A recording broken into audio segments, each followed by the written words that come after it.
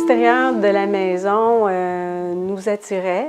Ce qu'on trouvait intéressant aussi, c'était le fait que ça a été une école, que c'était Ozias-le-Duc qui était commissaire d'école au moment et que lui s'occupait de cette école-là. Donc, d'être dans le secteur où Ozias-le-Duc avait vécu, pour nous autres, ça représentait un intérêt.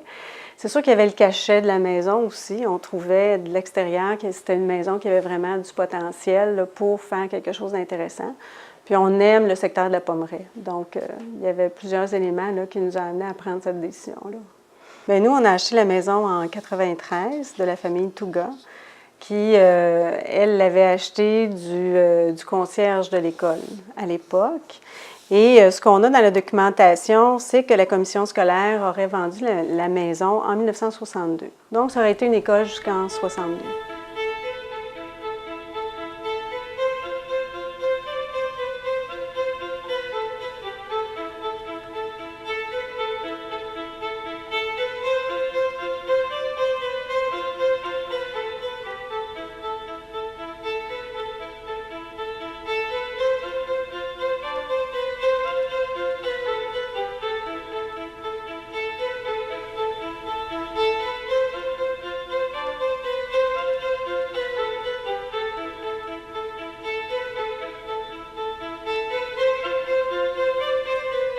Initialement, quand on a acheté le bâtiment, il était comme ça. Donc, il y avait l'entrée principale pour les élèves, avec le petit abri l'auvent ou la marquise au-dessus du grand escalier large qu'on a conservé. Donc, c'est le même escalier, les mêmes marches qu'il y avait à l'époque, mais qu'on a, nous, entretenu, qu'on a remplacé au fur et à mesure des années. Ensuite, ici, on voit la cloche. Ça, c'est la position normale, la position initiale de la cloche. Puis, cette portion-là, ici, donc, ça, c'est, on le voit un peu, là. Cette portion-là, c'était l'école telle qu'elle était en 1912. Donc, moins la lucarne au bout. Juste après la cloche. Donc, ça, c'était la portion jusqu'à 1912. Dans les années 1912, il y a eu cette portion-là ici qui a été ajoutée, donc la portion à droite. Et en 40, il y a eu cette portion-là qui est telle qu'il était en 93. Donc, nous, quand on l'a acheté, il était comme ça. Ça, c'est l'arrière. Puis moi, en voyant le bâtiment, j'ai pensé immédiatement à faire une esquisse pour voir comment on pourrait le transformer, pour conserver un peu le langage de l'époque, le langage des années 10, et le transformer en fonction des besoins actuels. Donc, c'est essentiellement ce que j'ai fait. Auparavant, ce qu'on peut trouver dans les documents, c'est sûr qu'il y a eu plusieurs propriétaires, mais on voit là, que ça date peut-être depuis 1884. La construction de l'école, d'après ce qu'on a pu voir, pourrait dater de 1900, là, 1901, quelque chose comme ça. Donc, c'est ce qu'on sait là, actuellement au niveau de l'histoire de l'école. C'est sûr qu'on pourrait fouiller dans les documents qu'on a, là, mais il faut prendre le temps de faire la recherche. Là. Quand on est arrivé dans la maison, avant de faire les travaux, on a quand même vécu 2 mois dans la maison avant le début des travaux. Puis il y avait la pièce en haut où on ne savait pas à ce moment-là que c'était la chambre des enseignantes, mais c'était quand même une grande pièce. Donc, on pouvait se remettre dans cette situation-là où on se disait, bon, bien, dans le fond, 5 jours semaine ou 7 jours semaine, les enseignantes vivaient ici dans la maison. Puis il y avait toute la circulation des enfants là, durant la semaine. Donc ça, c'est des éléments qui sont... On se remet toujours dans le contexte, hein, puis on peut refaire des images puis de l'histoire avec ça. Là.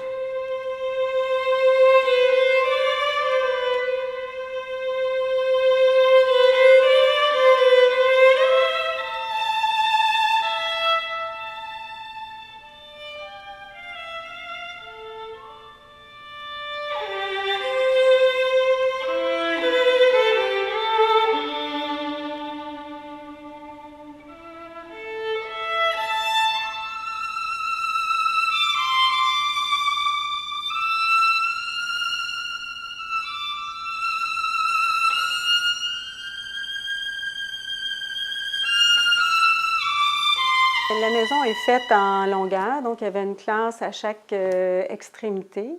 Il y avait, avec les informations supplémentaires qu'on a, il y avait une classe pour les petits, une classe pour les plus grands. Quand on a fait les travaux, puis qu'on trouvait, exemple, les endroits où les enfants avaient passé, le plancher était plus creusé, les marches, le centre des marches est creusé.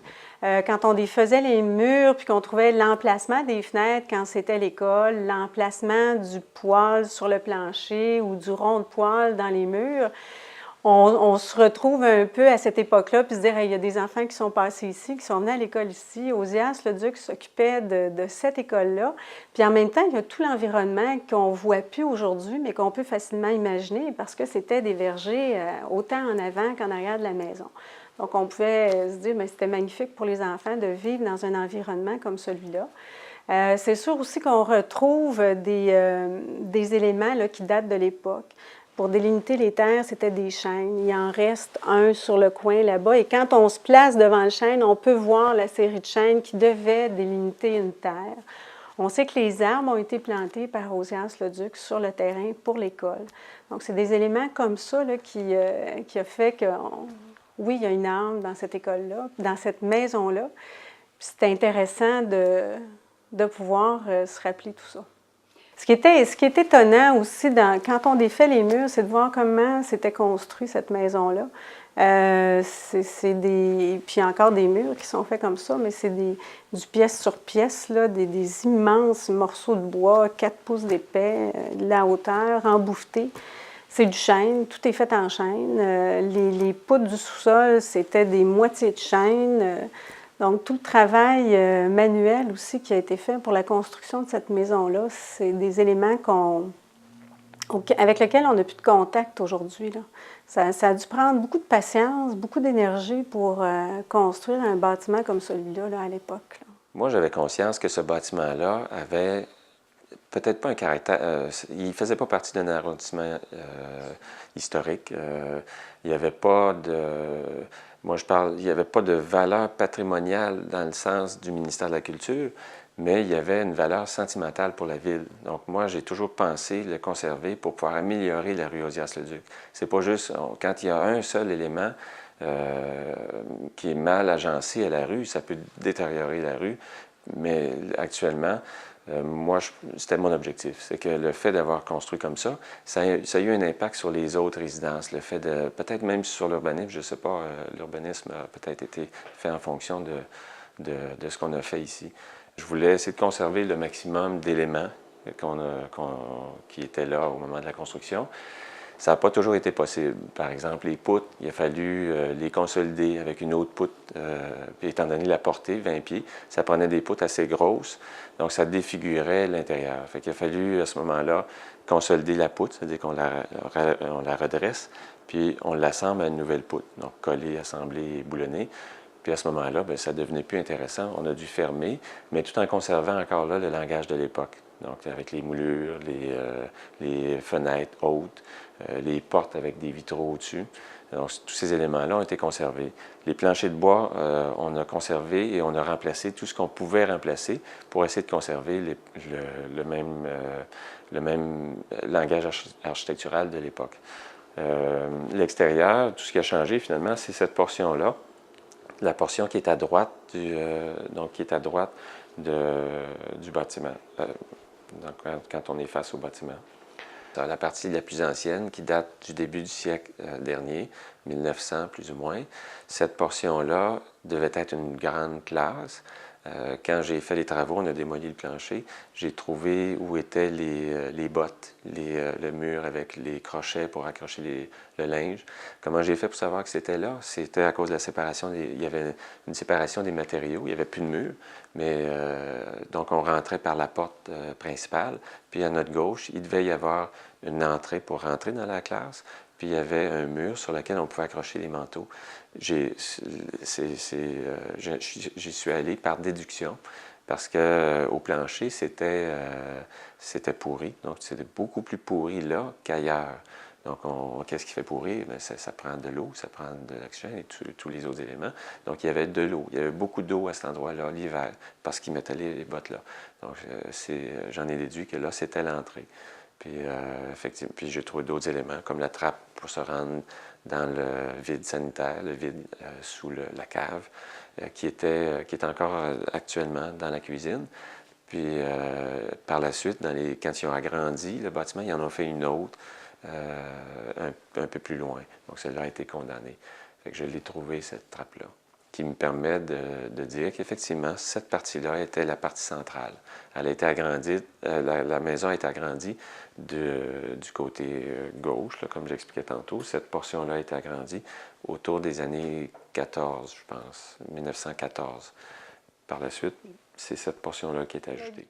En fait, quand on a acheté la maison, on se disait, bon, c'est intéressant, c'était une école, c'est Ozias Leduc qui était commissaire d'école, mais on ne savait pas là, que la maison présentait autant d'intérêt pour les gens qui vivaient autour sur la rue. On n'avait pas réalisé qu'il y avait des gens qui habitent pas loin et qui étaient venus à l'école ici étant enfants. Ça a été quelque chose de vraiment étonnant. Puis on s'en est rendu compte durant la construction parce que là, on avait des gens qui passaient sur la rue, qui venaient frapper à la porte puis qui demandaient durant les travaux s'ils pouvaient visiter. Donc, on les laissait visiter l'école. Puis ils nous racontaient qu'ils étaient venus ici jusqu'en 3e année ou que leurs frères avaient fait toutes leurs années d'école ici. Donc, c'était ça qui était intéressant. Mais on ne s'attendait pas à ça là, en termes d'intérêt au niveau de la maison.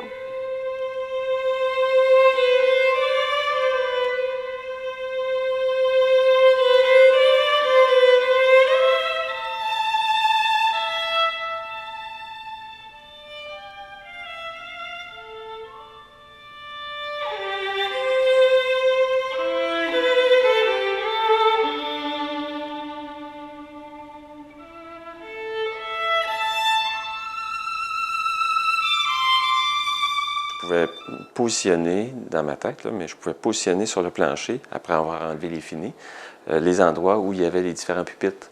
Donc les enfants pouvaient se balancer les pieds. On pouvait bien voir les pieds qui ont usé le plancher, en fait les traces sur le plancher. Les pattes de table qui usaient. Donc c'était pratiquement toujours au même endroit. On a vu la position du poêle, la sortie au mur qui menait à la cheminée, et en haut, la grille pour pouvoir chauffer l'étage. Donc, tous ces éléments-là ont été découverts. J'ai trouvé des craies, quelques petites feuilles, des choses qui appartenaient à des enfants probablement, qui étaient dans les murs. Puis, bon, on les a, évidemment, une craie, ça ressemble beaucoup à une autre craie, donc on n'a pas tout conservé, ces éléments-là. Ce qu'on aurait aimé trouver, c'est la cloche. Mais peut-être que ça va venir. C'était une école, donc c'est sûr qu'il n'y avait pas de décoration comme telle. Ce qu'on a conservé, par contre, sur la façade, c'est la boîte pour la cloche de l'école. On a pensé, quand on a fait les travaux, parce que c'était une fondation en pierre, on a donc soulevé la maison pour faire les travaux et faire un nouveau sous-sol. On a pensé que peut-être on trouverait une cloche dans le sous-sol, mais on n'a rien trouvé. Donc, on est toujours à la recherche d'une cloche d'école. Peut-être qu'un jour, on va en trouver une qui pourrait faire dans la boîte là, à l'extérieur. Mais c'est moi peut-être que mon mari va être capable d'en rajouter plus, là, mais moi, c'est ce que je me souviens là, au niveau des éléments du bâtiment. C'est sûr qu'au niveau des pièces, on les a transformées, mais les salles de classe sont restées au même endroit, si on veut. Là. Si on redéfaisait les planchers, on pourrait trouver les emplacements, mais il n'y avait pas rien de particulier. On pensait peut-être aussi pouvoir trouver des éléments, des vieux crayons, des gommes à effacer, mais on n'a rien trouvé. On a trouvé des clous de l'époque, là, mais pas rien de particulier. Là. C'est sûr que nous, le premier hiver, l'ensemble des travaux n'était pas terminé. Donc, on pouvait sentir un peu comment les gens se sentaient là, dans les pièces du rez-de-chaussée, là, parce que l'isolation n'était pas toute terminée, puis tout ça, c'était des travaux assez longs. Donc, s'il disait qu'il était confortable, sûrement, parce que c'était très ouvert vers l'extérieur, il y avait beaucoup de fenêtres, c'était très éclairé. Donc, ça devait être très agréable là, comme école. Est-ce que c'était très chaud l'hiver? Je ne le sais pas, mais il devait être quand même assez bien habillé pour bien vivre à l'intérieur de l'école. Mais là, il faudrait leur poser la question. Parce que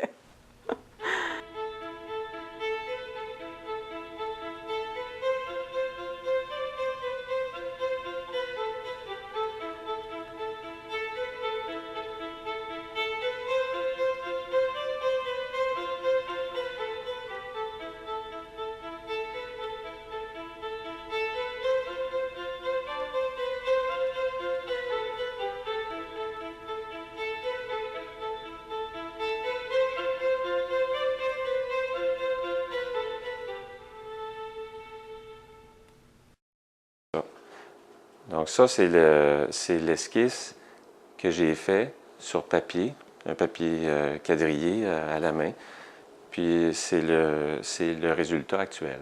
Donc au moment où on a pensé acheter ce bâtiment-là, il fallait voir le potentiel du bâtiment. Qu'est-ce qu'on peut faire avec? Est-ce qu'on peut le transformer suffisamment pour pouvoir occasionner, c'est-à-dire accommoder les besoins, les nouveaux besoins?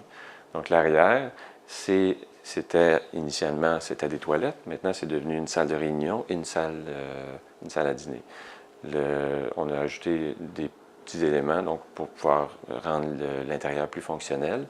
Mais essentiellement, on n'a presque rien ajouté au bâtiment. Le bâtiment, en termes d'air au sol, a 120 pieds carrés de plus. Donc, c'est pratiquement rien. Mais le bâtiment, au moment où on l'a acheté, avait 910 pieds carrés de surface utile, alors qu'actuellement, il y en a 3800. Donc, le potentiel était là. Donc, il faut savoir, en engageant un architecte, de toute façon, les gens peuvent voir le potentiel du bâtiment. Donc, c'est ce que j'ai vu initialement quand on a fait la démarche pour pouvoir acheter la maison. L'architecte, c'était une image de pièces pas fonctionnelles, qui n'étaient pas du tout fonctionnelles. Mais quand on n'est pas habitué à voir ça, c'est pas grave. C'était chaleureux pareil, c'était quand même habitable, c'était pas à ce niveau-là. Mais moi, j'ai tout de suite vu que ça ne pouvait pas fonctionner adéquatement. Donc, c'est ce que j'ai modifié. Donc, actuellement, ça fonctionne bien. C'est-à-dire qu'on a conservé les éléments principaux qui étaient encore bons, mais on les a solidifiés en ajoutant une autre poutre ou encore en ajoutant des murs porteurs ou des éléments porteurs. Donc, au niveau de la structure, pratiquement tout a été sinon refait, a été consolidé. Ensuite, l'électricité, tout a été refait, la plomberie, on a trouvé les champs d'épuration qui étaient à l'époque propres à l'école, on a trouvé les entrées d'eau, le puits, on a trouvé tout ça, mais qu'on a dû remblayer parce qu'un puits, ça mesure quand même une bonne profondeur, donc on a tout remblayé ça. L'électricité, l'extérieur, on a refait l'isolation. Il y a beaucoup de choses qui ont été faites pour la rendre conforme aux normes actuelles.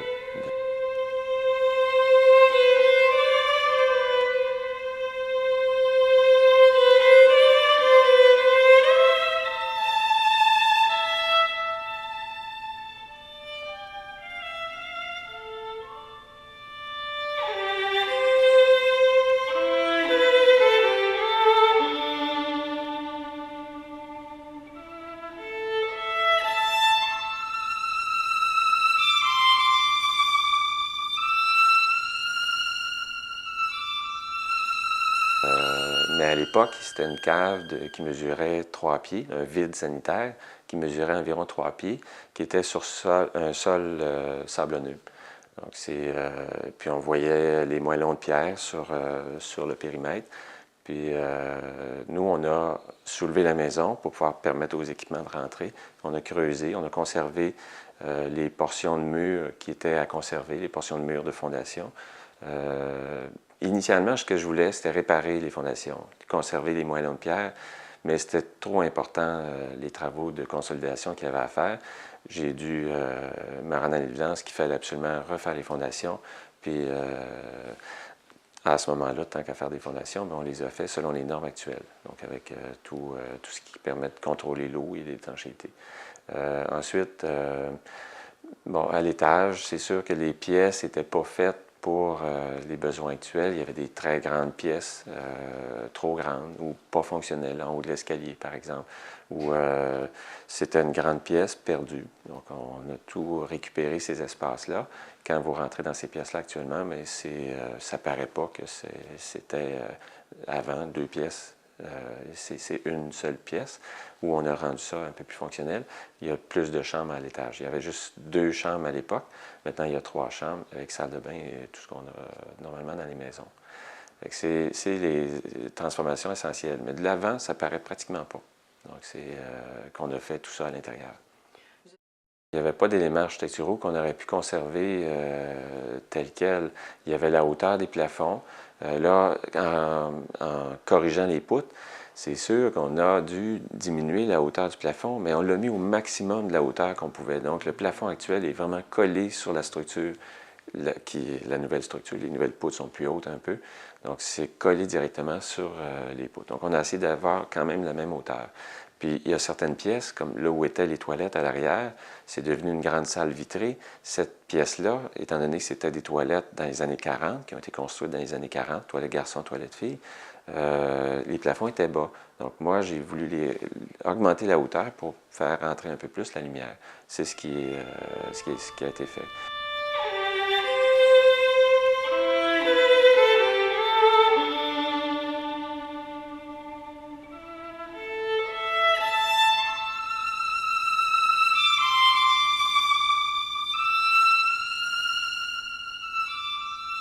Les fenêtres de l'époque, pour les reproduire, coûtent très cher. Donc, on a dû limiter à un moment donné, mais je suis allé dans un style qui reflète un peu plus ce qu'on voyait à l'époque.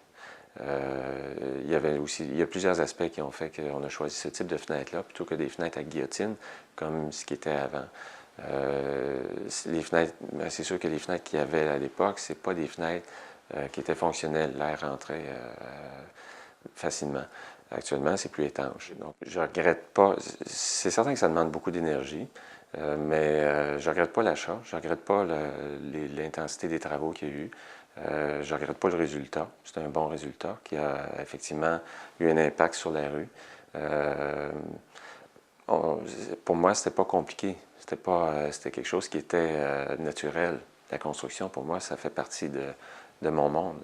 Puis la conception ou la réalisation des projets architecturaux, c'est mon monde. Donc pour moi, c'était pas compliqué de tout remplacer ça. On y va étape par étape, on planifie et on réalise. Quand j'ai fait une esquisse, j'ai pas juste fait une esquisse, j'ai analysé le bâtiment.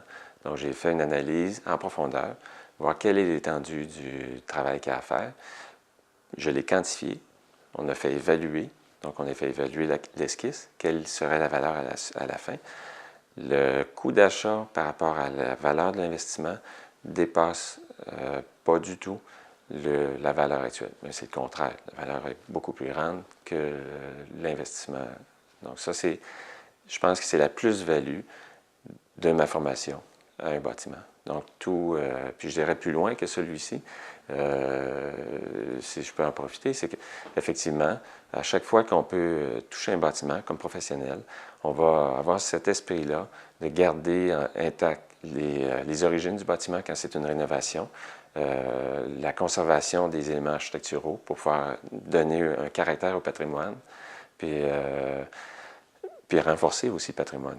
Tous ces éléments-là qu'on va faire vont faire en sorte que ça va devenir un élément du patrimoine. La maison ici, je ne sais pas, peut-être que ça va devenir la maison de l'architecte, je ne sais pas, ou peut-être la maison où Ozias-le-Duc a eu certaines fonctions comme commissaire, parce qu'à l'époque, chaque commissaire avait son école. Ozias-le-Duc était commissaire, était aussi, je ne me souviens pas de tous les détails, je sais qu'il était aussi au niveau il était conseiller municipal.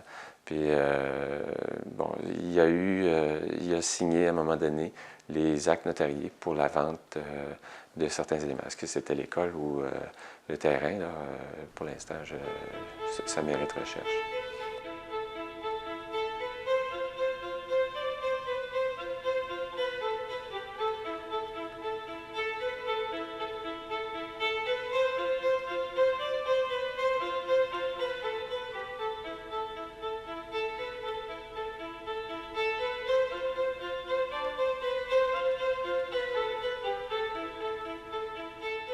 Puis actuellement, il y a des gens qui viennent ici, puis je leur montre la photo avant, ils disent « Voyons, on ne sent pas la modification. » Donc, à ce moment-là, ça aussi, c'est un compliment, c'est que l'intégration a été réussie.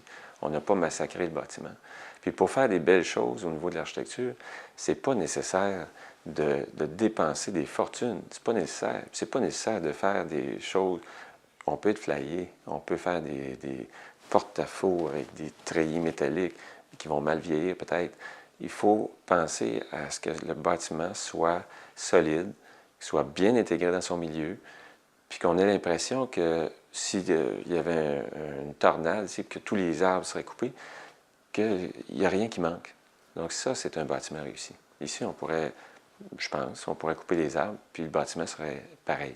Donc quand on est obligé de rajouter des arbres, des arbustes, des haies pour rendre le bâtiment plus beau, bien là, il faudrait peut-être penser peut-être à corriger le bâtiment.